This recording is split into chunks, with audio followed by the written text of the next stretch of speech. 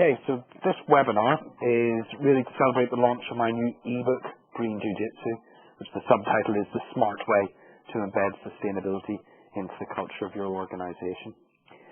And I would say that about 90% of my business at the minute in Terra Infirma is helping companies with culture change, employee engagement, staff engagement, whatever you want to call it. It is definitely the hot topic of the minute. And that's part of the reason why I wrote the book.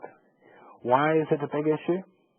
Well, it has been estimated, and these things are always very crude estimations, of course, that 60 to 70% of the quick wins you can make in a business, the quick environmental wins, are down to just simple behavioral change. But that's really just the start, because if you think about all the other technologies that you can bring in, like teleconferencing, webinars, electric vehicles and all the rest of it, they still depend on the individuals actually choosing to use them. And then going a level beyond that, when we're looking at things like greening the supply chain, or indeed designing products to be environmentally friendly through their entire life cycle, all those aspects mean that everybody involved in them has to understand sustainability and what it means to them. So it's a very important topic. This is the agenda for what we'll be running through today. After this introduction, we'll be talking about why the standard employee engagement doesn't work and the common mistakes everybody makes. Then I'll introduce the Green Jiu-Jitsu concept, and then we're going to apply that to the elephant model of culture change. And I hope you'll be able to follow the two different analogies we'll be using, because they're quite different. But they're very, very compatible. Then we'll be looking very briefly at the human resources angle, because that's important as well as the sort of process of culture change.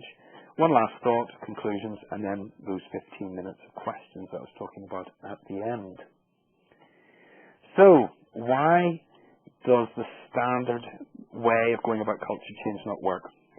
Well, it's sort of summed up in the classic switch it off sticker that we see on light switches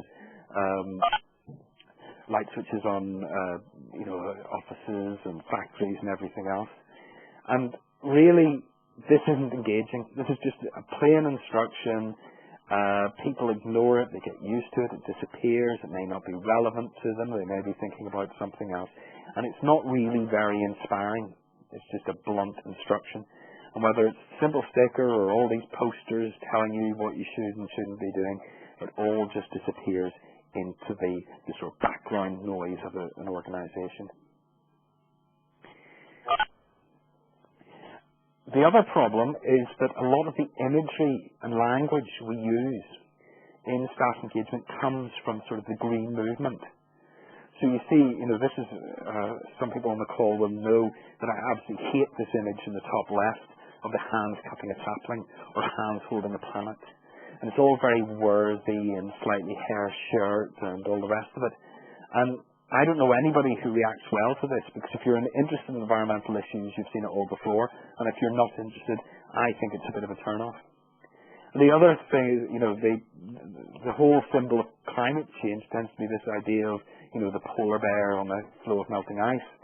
Again, very, very few of us have seen a live polar bear, never mind a wildlife polar bear, so it's got nothing to do with our actual day-to-day lives. So it's really removed. It's really far away from what we're doing.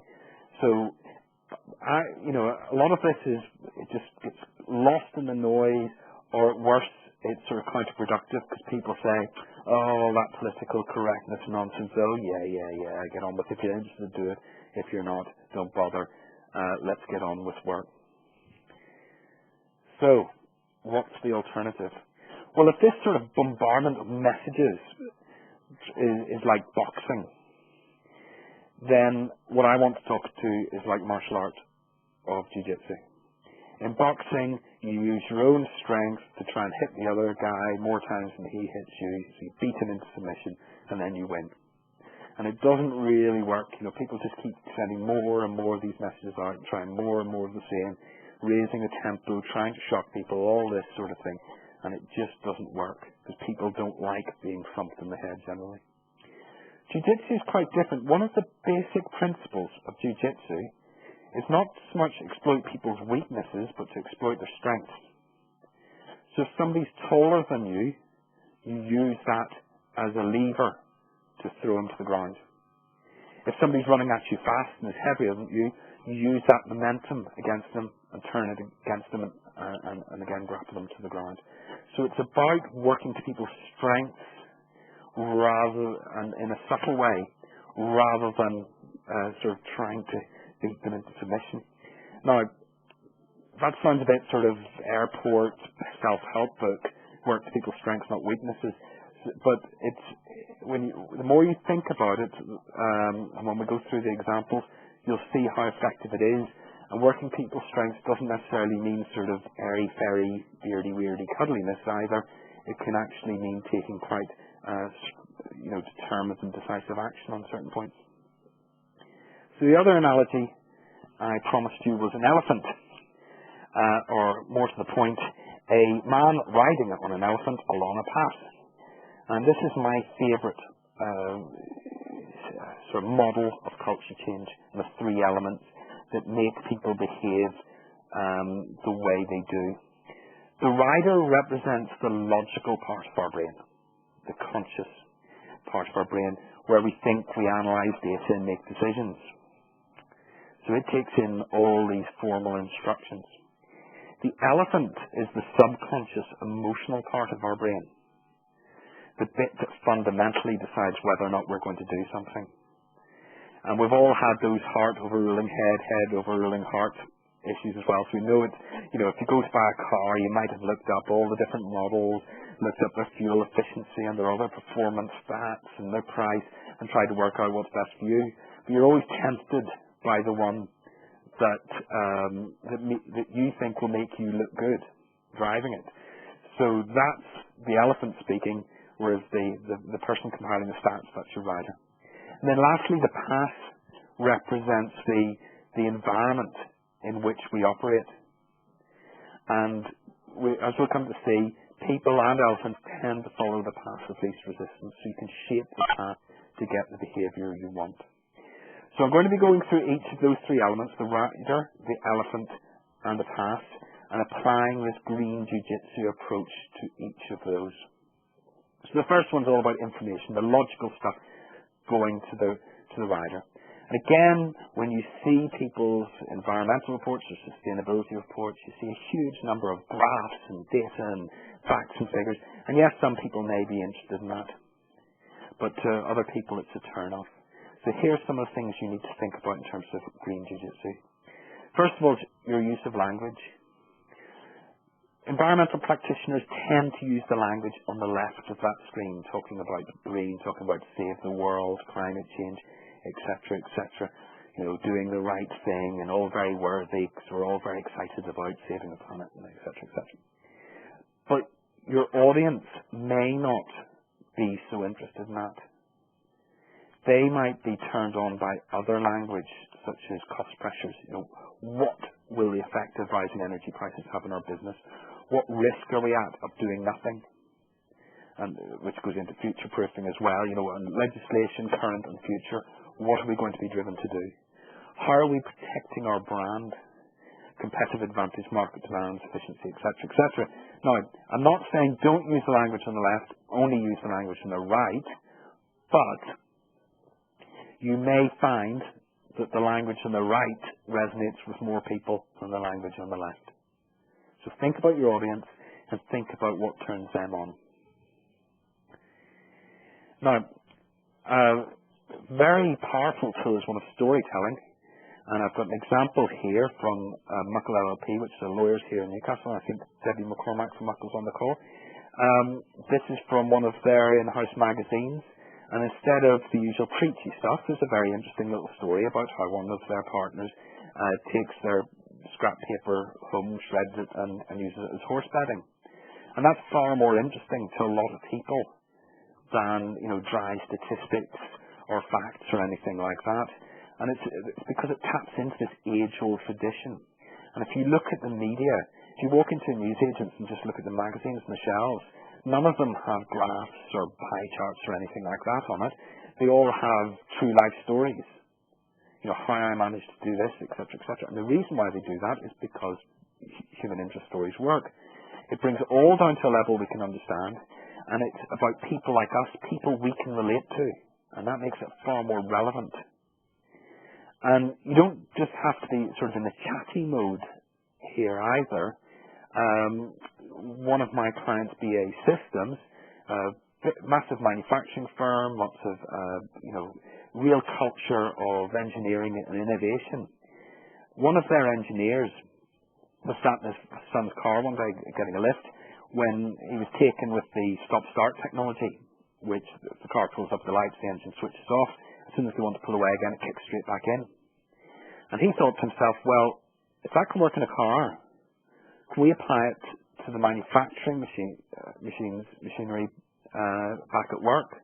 And he found he could, because these machines were being left on so that people didn't have to load the instructions again, etc., etc. So he applied the same technology and ended up setting them up so they could come back online at the flick of a switch. And that meant they could be switched off, which saved a huge amount of energy. That made a fantastic story for the in-house magazine, because it just tapped into how people like us, the engineers in BA Systems, were coming up with solutions to cut the company's energy bill and thus their carbon emissions. Quite far from sort of a polar bear on an ice floe. And where is the message is very important as well. This is a quote from another client of mine, who I won't name, but they said, somebody in one of the workshops, this is a guy straight off the production line, dirty overalls and all the rest. We've got these stickers in the machines telling us to switch them off, but there's nothing in the standard operating procedures about it. It is hammered into us from day one to follow the standard operating procedures, so if we're not sure, we ignore the stickers. If you want to happen, it should be in the standard operating procedures. Now, that is a switch it off message, but it's in the wrong place. There's a big health and safety culture in this business because of what they do. They follow the instructions to the letter. If they're given any other instructions, they ignore them. But if it's in the formal instructions, they follow them to the letter. So if you put them in the instructions, which the company's now doing, then you're working with the culture of the company, not against it. So it's all that Jiu-Jitsu approach. Okay, second part is inspiring the elephant. So we're getting into the subconscious now. Now, this photograph is actually very, very important to me because this place changed my life. It's a place called Monchegorsk in the far north of Russia, far north of the Arctic Circle. And how many years ago was it? About 15 or 16 years ago, I was stood by the roadside where I took this picture. And it's quite hard to see because of the contrast, but there's nothing living apart from a couple of little scrubby plants that you see down at the bottom. But this should all be fir forest, pine forest, sorry. And it's absolutely desolate. And the reason why is that big cloud up above, which is basically acid rain. And those chimneys you can see over the horizon, that's the chimneys from a nickel smelter. And it has absolutely devastated the place for miles and miles around. And I stood there and had one of those road to Damascus type experiences. I decided that when I got home, I wasn't going to go back into my engineering career. I was going to go into green issues and sustainability and try and stop that happening in the first place. It also connected with me because suddenly I realized the ecological damage wasn't so much of an ecological problem as an engineering problem coming out of those chimneys. And probably now I'd argue it's more of an economic problem as much as an engineering problem, but that's another story. Now, before this, I was an armchair environmentalist. It wasn't that the scales fell to my eyes that much. But all that reading, all the sort of books I bought on the topics and read, and articles in the paper, made me concerned, but didn't make me act. Standing on that roadside made me act, because I experienced it in a very visceral way. Now, you can't drag your people off to Monchegorsk or off to the Arctic to see the ice melting or anything like that. But there are ways of trying to get people to experience what you're talking about rather than just tell them what you're talking about. And that could be, for example, actually showing them the amount of the waste the company produces. And I have heard about companies taking a week or so and just piling all the waste in the car park and then taking people out to look at it and look at not just the volume of it, but what's actually been thrown away. Or if you have somewhere where there's a lot of waste heat, for example, if you actually take people close to it so they can feel that heat on their face, it's far more likely for them to take it seriously than if you put it in a PowerPoint presentation. So it's the whole thing of show, don't tell. Very, very powerful if you can do it. It's quite tricky. I suppose the sort of second best to this is having somebody like them telling a story of this sort of thing, because that's quite convincing as well. Power of questions. Now, when we're quite passionate about something like sustainability, it's quite normal, to be almost quite aggressive about the way we put it across, and I'm as guilty of this as anybody else. But you quite often find that you can deflect hostility before it's even started by asking a question rather than making a statement of fact. And anybody who's been in one of my face-to-face workshops will know that I quite often start off, first thing I do, no PowerPoint or anything, stand in front of a blank flip chart sheet and say, why are we here? Why are we interested in sustainability as organizations or businesses or whoever, depending on who's in the room? And then I don't say anything until people start saying, to save money or to protect our brand or to do the right thing or whatever order those standard answers come up. Now, I do that for all sorts of reasons. It's a really good icebreaker. It gets people thinking instead of and gets them into the process much quicker. But more importantly, because I'm asking them to answer the question, I don't have to sell them why this is important to their business. They're working it out for themselves and telling me. And that is very, very powerful. Anybody who's having a bit of problem with very senior members of staff, questions are quite often a good way to approach them, because they don't like being told what to do quite often. So if you say, what is the impact of rising energy costs going to be on the business? That gives them something to chew on rather than telling them, we must reduce our energy bill. Going beyond that, taking that one stage further, if you find anybody who's particularly problematic, a very clever way of getting around them is just asking for help. So if they're an engineer, you say, we've got this energy efficiency problem, can you help us solve it? If they're a financier, you say, we need to invest in some renewable energy, can you help us with the investment appraisal, etc., etc. And if you ask people and get them on board that way, it can help much more than trying to push them, because you're pulling them in many ways. Taking that again another step further, and this is halfway between this slide and the next one, as you'll see. And again, if people have been on my workshops, you'll know we spend a lot of time generating solutions. So instead of telling me what they should do, me telling them what they should be doing, I give them a framework or a template or something else to try and work out the solutions for their business or organization. This kicks in the creative juices. It's fun. They have a debate on it and really explore the issues. And it removes a huge amount of the cynicism you tend to get if you try and lecture people. It's really, really very powerful. And as I'll come along, it actually tells you some of the places where the organization's getting it wrong. And I gave you the standard operating procedures example before. Classic example of something came out of doing this process that the company can now go away and fix. And we'll look at another one in a minute. So make people part of the solution. And I said that was halfway between this one, which is elephants like to run as herds. They're herd animals. People quite like the safety of groups or teams. And I'm increasingly finding that the team is quite a powerful level to engage at. So if you try and engage with individuals, they may not want to change their behavior unless the team changes.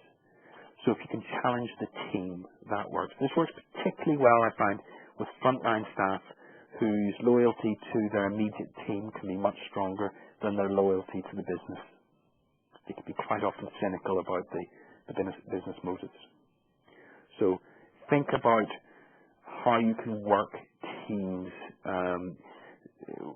task them to generate solutions or do something different to improve your sustainability performance. Fun and games, and this relates to teams as well. You know, the sustainability, CSR, green, it all has a very hair shirt image. You know, feel guilty about the fur polar bear, and change your behaviour, and you know, switch off all the lights and all the rest of it. A very clever way to flip that around to make sustainability fun is to challenge teams to see who can, say, reduce their carbon footprint the most, who can reduce their paper use the most, etc., etc. A powerful example of this was from one of the big management consultancy firms, where in a particular building, whichever team reduced their paper use the most, that team would be able to donate the money saved through their own paper saving to a particular charity of their choice. It's quite a clever way of doing it, because they still get the sort of competitive one-upmanship of trying to outdo the others, but it's not taken quite so seriously in terms of people complaining that somebody's gaming the system, because it's going to a good cause.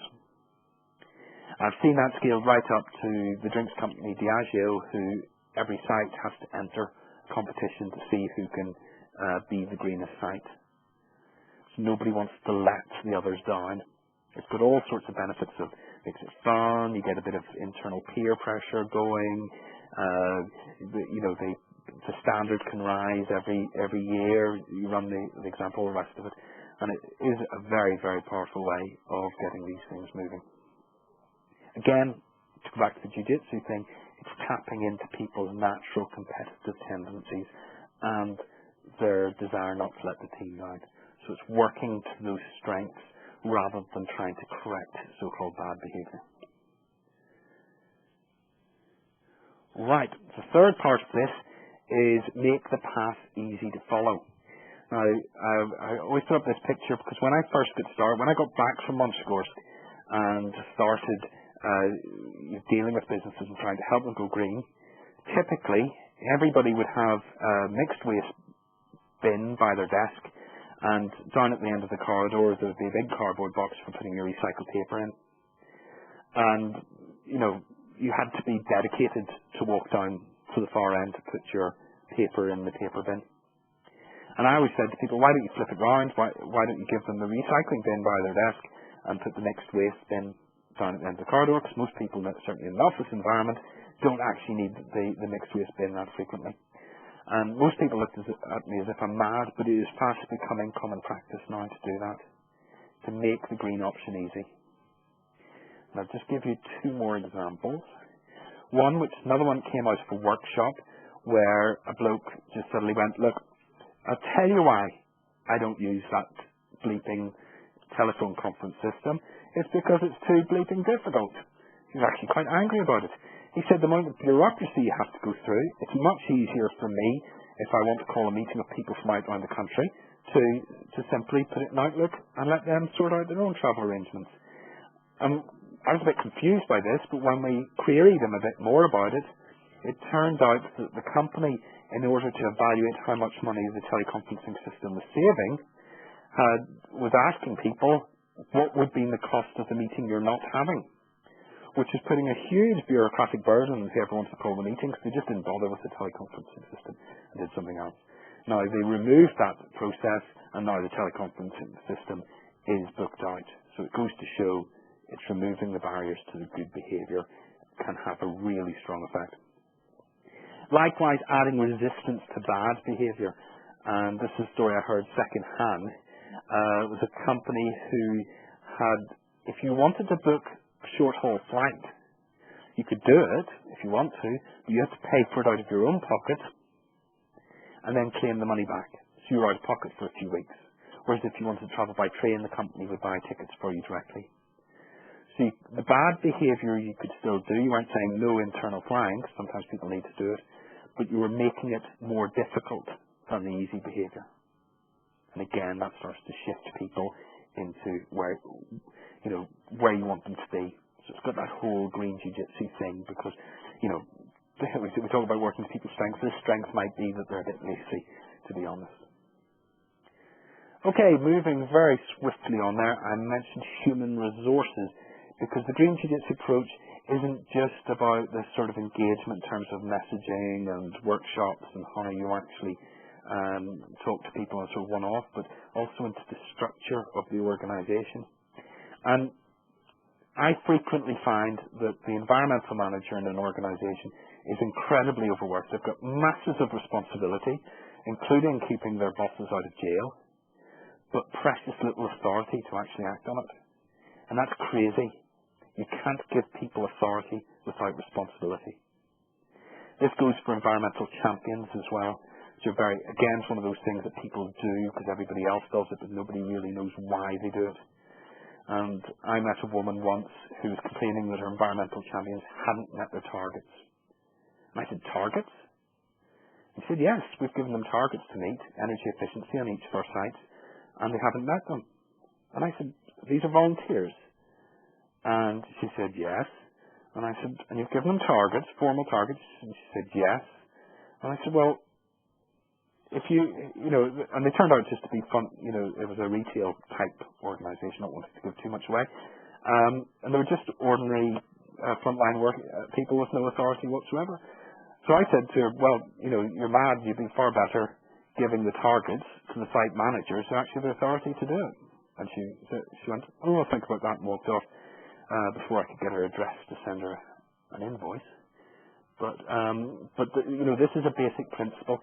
If you want to get the organisation working to its strengths, you have to give the people with the authority to act the responsibility to act, and vice versa. And the other thing that HR does a lot of is training, and a lot of it's boring and compulsory training. A lot of people go along to under sufferance. So you've got to make it interesting. And I've shown you some of the techniques before in terms of starting off with asking questions rather than telling people why they should be doing something, and getting them generating solutions as well, which has got this added benefit of actually identifying some of the problems. And a lot of big companies now will actually tailor each of their sustainability courses to a particular sort of job type. So if you've got marketing people, they will get a sustainability course which includes a lot on green marketing. If you've got product designers, it will be eco-design and all the rest of it, which again is working to people's strengths and interests by making it very relevant to them rather than just giving them a sort of stock standard presentation and hoping it applies to all. Right, final thought, because we're nearly out of time. Oops.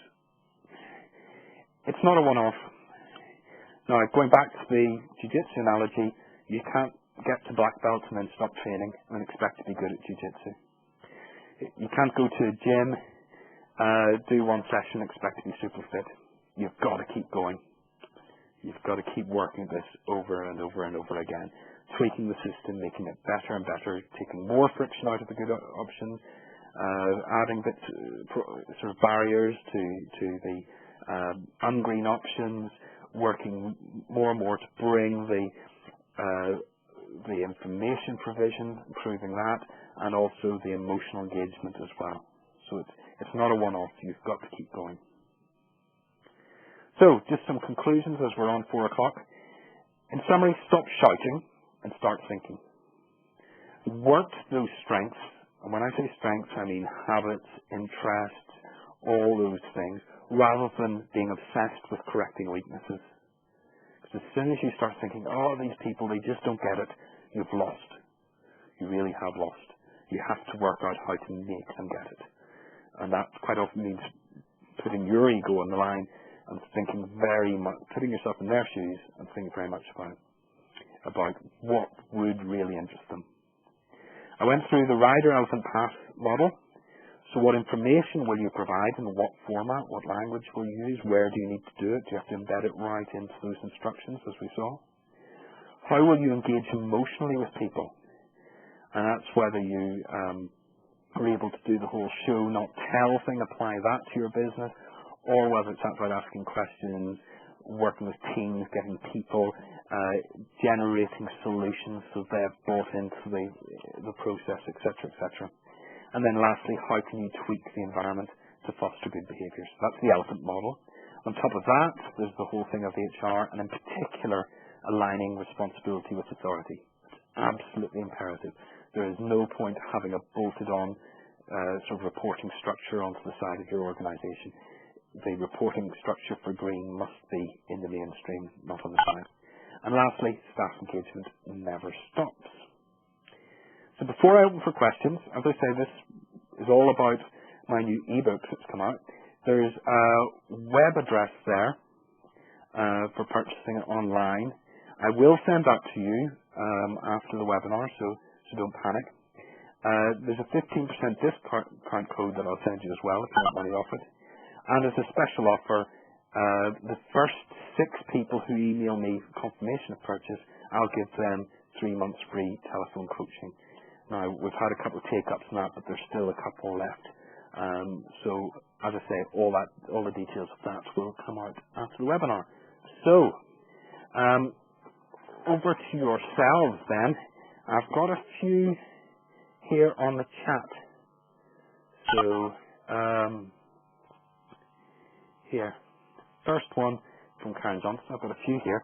Might not be a relevant question, but if the rider is so important equation, how do you take into account differing personalities? Some business people naturally care about sustainability, some people don't. How do you persuade both types of managers stroke workers? Well, it's more about the elephant quite often rather than the rider. Well, I suppose the rider's, that element's what language you choose, how you actually communicate that. In terms of the elephant, you can do the whole question asking, getting people involved in decision making, etc., etc. Asking questions of the boss is all well and good, but usually you need a driver. Is there any new legislation we should know